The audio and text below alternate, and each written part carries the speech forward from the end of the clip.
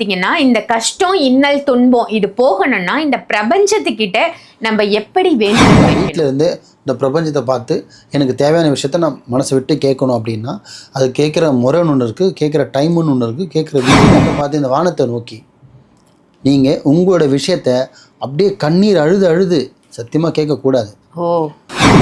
நீ அழுகிற நேரம் நீ அதை யோசிச்சனாலே அதுக்கு சொல்யூஷன் கிடைச்சிரும். அழுது அழுது சொல்யூஷன் கிடைக்காது, அழுது சொல்யூஷனே கிடையாது. அது எவ்வளோ பெரிய மலை போகிற விஷயமா இருக்கட்டும், எவ்வளோ பெரிய விஷயமா இருக்கட்டும், அழுகுறதால சல்லி பேச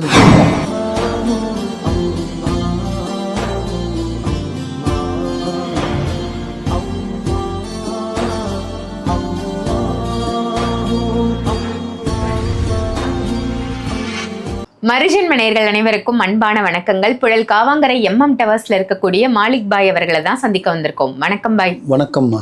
பல மக்களோட துன்ப துயரத்தை போர்க்கக்கூடிய ஒரு நபர் அப்படின்னு உங்களை சொல்லலாம் பாய். ஏன்னா ஒரு 1/2 hour ஒரு 15 நிமிஷம் தான் இங்க வந்து உட்காந்துருப்பேன். எத்தனை அழுகை, எத்தனை குமுறல், எத்தனை கஷ்டங்கள் அப்பா கேட்கவே முடியல என்னால. ஆனா அத்தனை பேரும் அவ்வளோ பாசிட்டிவா உள்ள உட்காந்துருக்கிறது தான் என்னோட கடவுள், இவர் தான் என் பாபான்னு சொல்லும் போது எனக்கே அப்படியே மெய் செலுத்துருச்சு அப்படின்னு தான் சொல்லணும். ஏன்னா அந்த அளவுக்கு இன்னைக்கு அத்தனை நபர்களை பார்த்தேன்னா ரொம்ப ஒரு பெரிய விஷயம். நீங்க அத்தனை மக்களுக்கும் ஒரு என்ன சொல்றது, ஒரு பாதுகாவலரா அவங்களுக்கு ஒரு காப்பானா நீங்க இருக்கீங்க அப்படின்னே சொல்லலாம் பாய். அது வந்து புகழும் இறைவனுக்கு. கண்டிப்பா நிச்சயமா பாய். இன்னைக்கான டாபிக் போயிடலாம். என்னன்னா இது ரிலேட்டடான ஒரு டாபிக் தான். இவங்களை பார்த்தோன்னே எனக்கு டக்குன்னு அது தோணுச்சு பாய். இப்போ இது ரிலேட்டடான ஒரு டாபிக் தான். என்னன்னு பாத்தீங்கன்னா இந்த கஷ்டம் இன்னல் துன்பம் இது போகணும்னா இந்த பிரபஞ்சத்துக்கிட்ட நம்ம எப்படி வேண்டுதல் வைக்கணும்? ரொம்ப பெரிய விஷயத்த கேட்டிருக்கீங்க. உலகமே வந்து பிரபஞ்சம்தான் அப்படின்னு சொல்லுவாங்க. அதை நோக்கி தான் நம்ம ஓடிக்கிட்டு இருக்கோம். மலை செடி கொடி எதுவாக இருந்தாலும் சரி பிரபஞ்சம் அசையாமல் அதோட சொல்லு இல்லாமல் இங்கே அசராது. காற்றும் சரி, மழையும் சரி, வெயிலும் சரி, நெகிழும் சரி, எதுவாக இருந்தாலும் சரி, புயலாக இருந்தாலும் சரி, அதுக்கு கட்டுப்பட்டு தான் இருக்கணும். அதுக்கு கீழே தான் நம்ம இருக்கிறோம். பிரபஞ்சம்தான் உலகமே. அந்த ஐமுன்னு சொல்லுவாங்க, நீர் நெருப்பு வானம் பூனின்னு சொல்லிட்டு சொல்கிறது. ஆக்சுவலி வந்து ஒரு மதத்தினர் பார்த்திங்கன்னா அல்லாஹ்வை நோக்கி வணங்குறது, தொழுகிறது, ஜக்காத் கொடுக்கறது, ஓதுறது, இது ஒரு வகையில் போகும். இப்போ கிறிஸ்துவஸில் பார்த்திங்கன்னா ஜபிக்கிறது, ப்ரேயர் பண்ணுறது, அது ஒரு இடத்துல போகும். இப்போ ஹிந்து பீப்புள்ஸ் பார்த்திங்கன்னா சாமி கும்பிட்றது, மொட்டை அடிக்கிறது, அவங்களுக்கு தெரிஞ்ச நேர்த்தி கடன் பண்ணுறது, வேண்டிக்கிறது, அந்த முறையில் போவாங்க. இதுக்கு காமனாக நான் எந்த ஒரு கோயிலுக்கும் போகல பை, நான் கோவிலுக்கே போகல. இப்போ கோவிலுக்கு போகிற டைமும் இல்லை. நான் வீட்டில் இருந்து இந்த பிரபஞ்சத்தை பார்த்து எனக்கு தேவையான விஷயத்த நான் மனசை விட்டு கேட்கணும் அப்படின்னா அது கேட்குற முறைன்னு ஒன்று இருக்குது, கேட்குற டைமுன்னு ஒன்று இருக்குது, கேட்குற விதின்னு ஒன்று இருக்குது. கரெக்டுங்களா? இந்த 3 விஷயத்த மெயினாக நீங்கள் கடைப்பிடிக்கணும். என்னென்னு பார்த்தீங்கன்னா கேட்குற டைமிங் வந்து பார்த்திங்கன்னா காரில் போகும்போது பைக்கில் போகும்போது வானத்தை பார்த்து கேட்டிங்கன்னா காக்கா தான் ஆகி போகும், பிரபஞ்சம் போகாது. சரிங்களா? நார்மலாக வந்து பிரம்ம முகூர்த்தத்தை கடைப்பிடிக்கணும். ஃபஸ்ட்டு ஒன்று பிரம்ம முகூர்த்தத்தில் வந்து பார்த்திங்கன்னா எங்களுக்கு எங்கே இப்போ இஸ்லாத்தாளுங்களுக்கும் பார்த்திங்கன்னா ஃபஜர் தொழுவைக்கு எந்திரிச்சிருவாங்க. ஃபஜர் தொழுவை தொழுதுட்டு நீங்கள் துவா கேட்கும்போது அல்லாஹ் கிட்ட கேட்கலாம். இது ஒன்று. இப்போ ஹிந்து மக்கள் பார்த்திங்கன்னா சில பேர் வந்து பிரம்ம முகூர்த்தத்தில் விளக்கு போடுறவங்களும் இருக்காங்க, பிரம்ம முகூர்த்தத்தில் சாமி கும்பிட்றவங்களும் இருக்காங்க. நார்மலாக சாமி கும்பிட்றது, ஃபோட்டோ பார்த்து வணங்குறது வேறு. இப்போ கிறிஸ்துவஸ் இருக்காங்கன்னா சர்ச்சுக்கு போகிறது, பைபிள் காலையில் எழுந்து பைபிள் படிக்கிறது வேறு. இது எதுவுமே இல்லாமல், எந்த ஒரு உருவம் இல்லாமல், எந்த ஒரு சிலை இல்லாமல், எந்த ஒரு ஃபோட்டோ இல்லாமல், எந்த ஒரு கோட்பாடு இல்லாமல், எந்த ஒரு இடத்துக்கும் போகாமல் நீங்கள் இருக்க இடத்துல நீங்கள் சுத்தமாக இருக்கணும், அந்த இடம் சுத்தமாக இருக்கணும், அந்த அறை சுத்தமாக இருக்கணும். இல்லை மொட்டை மாடிக்கு கூட போகலாம். பிரபஞ்சத்தை பார்த்து இந்த வானத்தை நோக்கி நீங்கள் உங்களோட விஷயத்த அப்படியே கண்ணீர் அழுது அழுது சத்தியமாக கேட்கக்கூடாது. புரியுதுங்களா? எந்த ஒரு விஷயமும் சரி, என் ஆஃபீஸுக்கே ஏன் வந்தாலும் சரி என்கிட்ட முதல்ல பேசுங்கன்னுவேன். சீரியஸாக தான் அழுவாதீங்கம்மானுவேன். ஏன்னா அழுவுறதுக்கு சொல்யூஷனே கிடையாது. நீ எப்படி விழுந்தன்னு யோசிக்காத, எப்படி எந்திரிக்க போகிறேன்னு யோசி. நீ அழுகிற நேரம் நீ அதை யோசிச்சனாலே அதுக்கு சொல்யூஷன் கிடைச்சிரும். அழுது அழுது சொல்யூஷன் கிடைக்காது, அழுது சொல்யூஷனே கிடையாது. அது எவ்வளோ பெரிய மலை போகிற விஷயமா இருக்கட்டும், எவ்வளோ பெரிய விஷயமா இருக்கட்டும், அழுகுறதால சல்லி பேசக்கு பிரயோஜனம் இல்லை. சரிங்களா? எனர்ஜி தான் போகும், டைம் வேஸ்ட் ஆகுமா? அது அழுகிற நேரத்தில் நம்ம அடுத்தது பாசிட்டிவ் என்ன பண்ணலாம், என்ன செய்யலாம், விழுந்துட்டோம் எப்படிடா மேலே ஏற யோசிக்கக்கூடாது, எப்படி ஏற போகிறோம், அது மட்டும்தான் யோசிக்கணும். அந்த மாதிரி பிரபஞ்சத்தை பார்த்து உங்களுக்கு தேவையான விஷயம், ஒரு கடன் ரொம்ப இருக்குது, உங்களால் மீற முடியல, உங்களால் கொடுக்க முடியல, உங்களால் யார்கிட்ட போய் சொல்கிறதும் தெரியல, சொந்தம் பந்தம் கணவன் மனைவி ஷேர் பண்ண முடியல அப்படின்னும் போது இந்த பிரபஞ்சத்தை பார்த்து நீங்கள் முறையிடலாம். சீரியஸாக சொல்கிறேம்மா, ட்ரை பண்ணி தான் பாருங்களேன், கண்டிப்பாக 100% ரிசல்ட் கிடைக்கும்.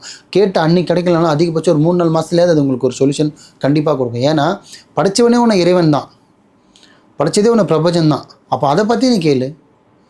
நானே தொழில் அப்படி தான் கேட்பேன், நீ நல்லா நீ தான் படித்த, எனக்கு அம்மா அப்பா நான் இந்த நீர் நெருப்பு வானம் இந்த கை கால் சுகம் எல்லாமே நீ கொடுத்தது, இப்போ நீயே என்னை வழி விடு, நீயே என்னை வாழ விடு, வாழ்க்கைக்கு நீ ஒரு வழி சொல். இதுதான் என்னோட கான்செப்ட். நான் எப்பவுமே அப்படி தான் கேட்பேன். அந்த மாதிரி நீ உன்னை படித்த பிரபஞ்சத்துல நீ கேளு. அந்த கேட்குற முறையில் வந்து அழுது கேட்காம, புலம்பிட்டு கேட்காம, நார்மலாக எனக்கு இவ்வளோ இருக்குது, இந்த பிரச்சனை இருக்குது, இந்த பிரச்சனை இதுக்கு ஒரு சொல்யூஷன் கொடு அப்படின்னும் கேட்கலாம். இது ஒரு முறையில் கேட்கலாம். அதுவே வந்து பார்த்திங்கன்னா சில பேர் வந்து இதை மாற்றியும் கேட்குறாங்க, இது கேட்டதுக்கு ரிசல்ட்டும் கிடைக்கிது. எப்படின்னு பார்த்தீங்கன்னா நடக்காத விஷயம் நடந்த மாதிரியும், நடக்க போகிற இப்போ எக்ஸாம்பிள் எனக்கு ஒரு வீடு வாங்கணும்னா வீடே இல்லை, வாடகை வீட்டில் தான் அது கஷ்டப்படுறேன்னா எனக்கு ஒரு வீடு கொடுத்தது நன்றி பிரபஞ்சம்னு சொல்லிட்டு உங்களோட ஸ்டைலில் உங்களுக்கு தெரிஞ்ச சாமிக்கு நீங்கள் நன்றி சொல்லி வணங்கலாம். கிடைச்ச மாதிரியே நடக்காத விஷயம் நடக்கும்னு சொன்னால் தான் நடக்கும்.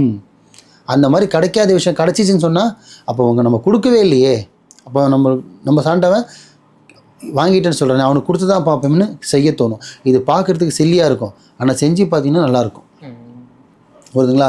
நடக்காத ஒரு விஷயம், ஒரு வீடு இல்லையா, ஒரு நல்ல ஒரு வேலை இல்லையா, எனக்கு வேலை கொடுத்தது நன்றி இறைவா பிரபஞ்சமே நான் நன்றி சொல்லுறேன்னு சொல்லிட்டு மனசார சொல்லுங்கள், அரை மனசோடு சொல்லாதீங்க. அப்போ கண்டிப்பாக பாருங்கள் உங்களை நெக்ஸ்ட் மந்த் அதிகபட்சம் 2 மாதத்துக்கு நீங்கள் ஜாப்பில் உட்காருவீங்க.